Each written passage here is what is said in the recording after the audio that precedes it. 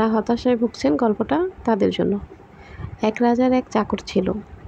চাকরটা সবসময় যে কোনো অবস্থাতেই রাজাকে বলতো, রাজামশাই কখনো মন খারাপ করবেন না, কেননা আল্লাহ যা করেন তা সব কিছু নিখুঁত ও সঠিক। একবার তারা শিকারে যে নিজেরাই এক হিংস্র প্রাণীর আক্রমণের শিকার হলো।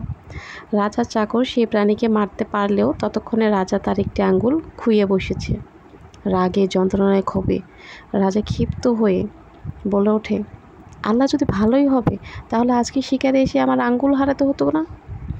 চাকর বলল, এত কিছুর পরও আমি শুধু আপনাকে এটাই বলবো, আল্লাহ সবসময় ভালো ও সঠিক কাজই করেন, কোনো ভুল করেন না। চাকরের এই কথায় আরও ত্যক্ত হয়ে রাজা তাকে জেলে পাঠানোর হুকুম দিলেন। এরপর একদিন রাজা আবার শিকারে বের হলেন। এবার তিনি একদল বন্য মানুষের হাতে বন্দী হলেন। এরা তাদের দেব দেবীর উদ্দেশ্যে মানুষকে বলি দিত।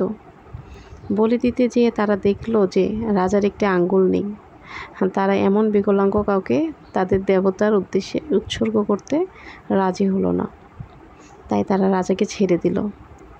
প্রাসাদে ফিরে এসে তিনি তার সেই পুরনো চাকরকে যুক্ত করে দেওয়ার হুকুম দিলেন।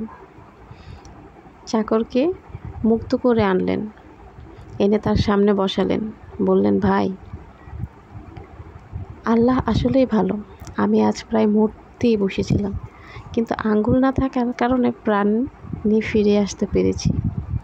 তবে আমার একটা প্রশ্ন আছে। আল্লাহ ভালো এটা তো বুঝলাম, কিন্তু তাহলে তিনি আমাকে দিয়ে তোমাকে জেলে পুরলেন কেন? সেটার উত্তর কি তুমি কি বলতে পারবা? যদি ভালোই হয় তাহলে তুমি কেন জেলে থাকলা?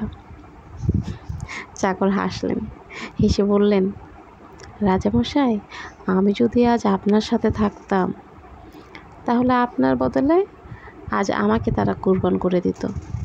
রাজা বলল, কেন? তোমাকে কেন তারা মারত? তখন সেই চাকর বলল, তারা দেবদেবীর জন্য কুরবান করবে। আপনার আঙ্গুল ছিল না, সেই জন্য আপনাকে কুরবান করতে পারে নাই। কিন্তু আমি তো পুরো সুস্থ, আমার তো আঙ্গুল ঠিকঠাক আছে, আমার তো কোনো ক্ষতি হয়নি। তাহলে সেখানে যদি আমি আপনার জায়গায় থাকতাম তাহলে কি তারা আমাকে কুরবান করে দিত না? কাজেই আল্লাহ যা করেন সেটা সঠিক, তিনি কখনো কোনো ভুল করেন না। জীবনে নানা দুঃখ কষ্ট নিয়ে আমাদের শত অভিযোগ। আমরা ভুলে যাই কোনো কিছু আপনা আপনি হয় না, বরং সব কিছুর পিছনে একটি নির্দিষ্ট কারণ আছে। কারণ ছাড়া কখনো কোনো কিছু সম্ভবই না।